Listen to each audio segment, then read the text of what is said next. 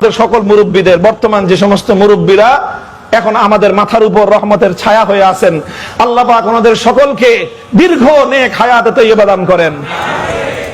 আমাদের মুহিউস সুন্নাহ মাহমুদুল হাসান হাফিজাহুল্লাহ তাআলা, ফরিদাবাদ মাদ্রাসার মুহতামিম, আমাদের মুরব্বী হযরত মাওলানা আব্দুল কুদ্দুস সাহেব হাফিজাহুল্লাহ তাআলা, আমার ওস্তাদে মুহতারাম হযরত মাওলানা মুফতি মনসুরুল হক সাহেব হাফিজাহুল্লাহ তাআলা ওয়া রাআ, আমার উস্তাদ, আমার গভীর ইলমের উস্তাদ, জাতীয় মসজিদ বাইতুল মুকাররমের খতিব হযরত মাওলানা মুফতি আব্দুল মালিক হাফিজাহুল্লাহ তাআলা, আমাদের উস্তাদ সমতুল্য বাংলাদেশের একজন মহিরুহ করিম ইবনুল করিম হযরত মাওলানা আরশাদ রহমানী হাফিজাহুল্লাহ তাআলা।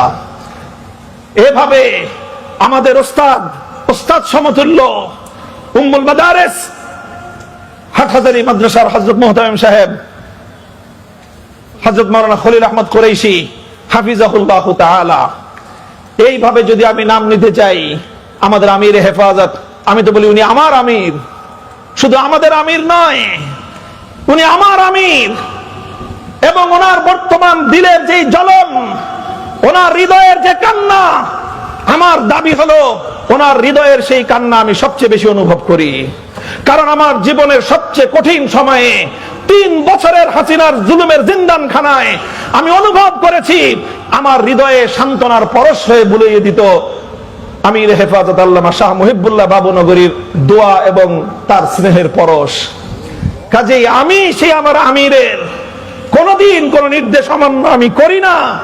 আমি ওনার হৃদয়ের জ্বলন এবং হৃদয়ের আকুতি বুঝেছি, এবং হৃদয়ের আকুতি বুঝে সেই আকুতি পূরণ করার জন্যই আমার জান কোরবান করার শপথ নিয়েছি। আমি সব কথাগুলো বলছি উম্মতের উলামায়ে কেরামকে লক্ষ্য করে বলছি।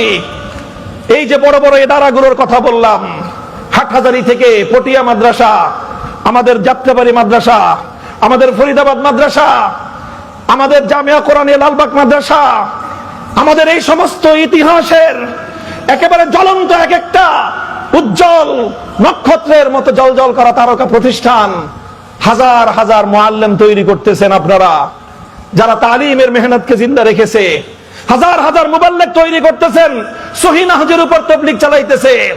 হাজার হাজার মুসলিম এবং মুজাক্কি তৈরি করতেছেন, খানকাগুলো চালাচ্ছে। আরো অনেক হাজার হাজার দায়ী পয়দা করতেছেন, যারা উম্মতের দাওয়াত এবং ওয়াজের মেহনতের ময়দানে মেহনত তারা করতেছেন।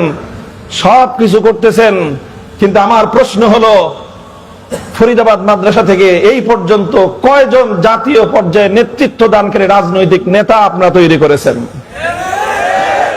আমার প্রশ্ন আমার বর্তমান বাংলাদেশের উলামায়ে কেরামের মুরব্বী মুহিউস সুন্নাহ হাফিজাহুল্লাহর প্রতি।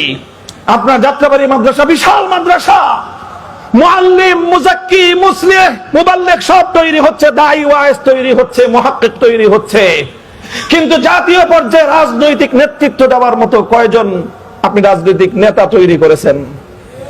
মুফতি মনসুরুল হক সাহেব হুজুর, আপনার মেধা যোগ্যতা সম্পর্কে সবচেয়ে বড় ওয়াকিফ আমি জানি।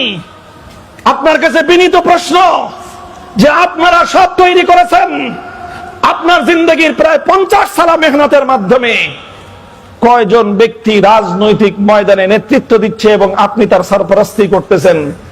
সেই বিষয়গুলি আমরা কনফিউজড।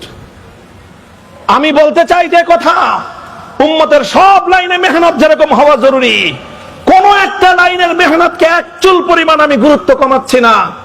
তবে সেই সাথে আমি যুক্ত করতে বলছি, এই সকল বড় বড় দ্বীনি ইদারাগুলো থেকে সুপরিকল্পিতভাবে আগামী দিনে এই জমিনে নেতৃত্বের বাগডোর সামলানোর জন্য যোগ্য কায়েদে মিল্লাত রাজনৈতিক নেতা তৈরি করতে হবে।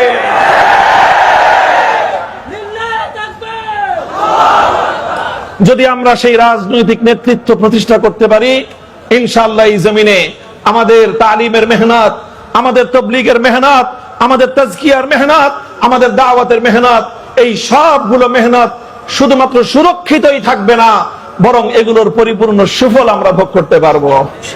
কারো কাছে আমাদের ধর্ণা দেওয়া লাগবে না। আল্লাহর কসম খেয়ে বলি, আজ বাংলাদেশের মাটিতে যত ধরনের জনগোষ্ঠী আছে, যত শ্রেণীর মানুষ আছে, আমাদের এই দেশের ওলামায়ে হাক্কানি ওলামায়ে দেওবন্দীদের কাছে দ্বীন এবং মিল্লাতের জন্য ওয়াকাতরে রক্ত দেওয়ার জন্য প্রস্তুত যেই জনগোষ্ঠী আছে, সেই জনগোষ্ঠী বিএনপি, আওয়ামী লীগ, এমনকি জামাতে ইসলাম সহ কোন রাজনৈতিক দলের কাছেও এইরকম ম্যান পাওয়ার নাই।